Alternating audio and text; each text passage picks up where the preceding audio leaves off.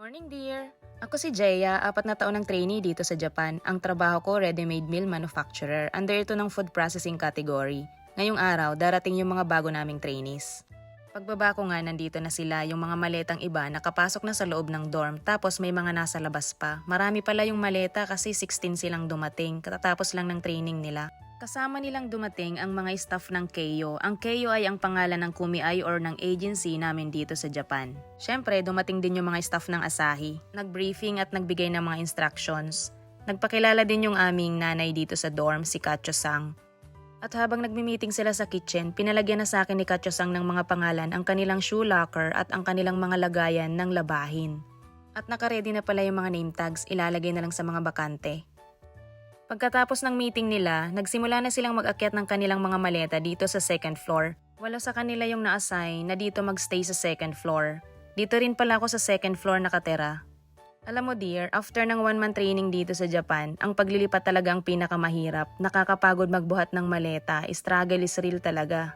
Buti na lang din nandito sa Senpai Tisay, meron akong katuwang sa pag-aasikaso sa kanila. After nilang maiakyat yung mga maleta nila, tinor na muna namin sila dito sa mga area sa dorm. Ito nga yung aming laundry area kung saan napakaraming sampay na mga nananampal. Tapos after nun, nagpunta na rin kami sa shower area. Tapos itinuro na rin sa kanila yung kanilang mga lagayan ng maruruming damit or mga labahin kung saan nandyan at nakalagay ang mga pangalan nila. Kanya-kanya na silang paghahanap ng kanilang mga pangalan kung saan sila naka-assign. Yung iba pala nasa baba, hindi na naisama at hindi na natawag. Busy din kasi sila sa baba. Bumalik na din sila sa kanilang kwarto para mag-asikaso at ako naman bumaba na sa kitchen para ihanda yung kanilang lunch. Nagpaluto pala sila ng sinigang, na-miss na daw kasi nila yung sabaw, tapos nag-prepare na rin ako ng isang roasted chicken from Costco. Pagkatapos ko nga maghanda, pinababa na sila ni Tisay para kumain. Feeling ko excited silang lahat kumain ng sinigang. 1 buwan kasi silang hindi nakakain ng may sabaw doon sa training center. And for sure, mga gutom na rin sila. Naubos na yung energy nila sa paghahakot ng kanilang mga maleta. Naalala ko tuloy nung kami din yung naglilipat. For the gutom and haggard din talagang person. Pray po. Lord, thank you po sa pagkain, Lord God, na sa pagkain na namin, Panginoon. Salamat din po sa guidance na ibigay niyo sa amin sa bawat isa, Panginoon, na dumating dito, Lord God, ng ayos, Lord God. Kainan ng mga person na namiss ang sabaw. Puro lang kasi sila ubento sa training center, tuyot sila for the whole month. Haha. Pagkatapos nilang kumain at maghugas, balik na ulit sila sa kanilang mga room para ipagpatuloy yung pag-ayos ng mga gamit nila. Dear, alam mo, kapag nagtrabaho ka dito sa Japan, ang paglilipat talaga ay isa sa pinaka-unforgettable moment dito. Ako personally, isa talaga to sa hindi ko makakalimutan. Bukod sa sobrang mapapagod ka ng husto, ito kasi yung simula ng totoong laban. Kinabukasan kasi niyan, papasok na sa trabaho ang mga person. Kaya, laban Japan!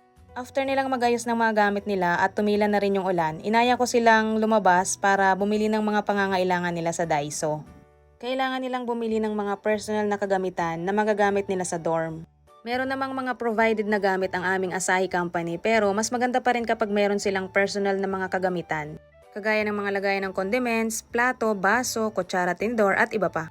Namili na rin sila dito sa Okuwa ng kanilang mga pansamantalang stocks na pagkain at mga groceries.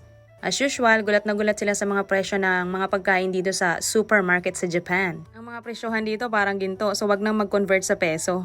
Nakapag-selfie pa nga kaming 3 habang naghihintay sa ibang mga nagsha-shopping pa doon sa loob ng supermarket.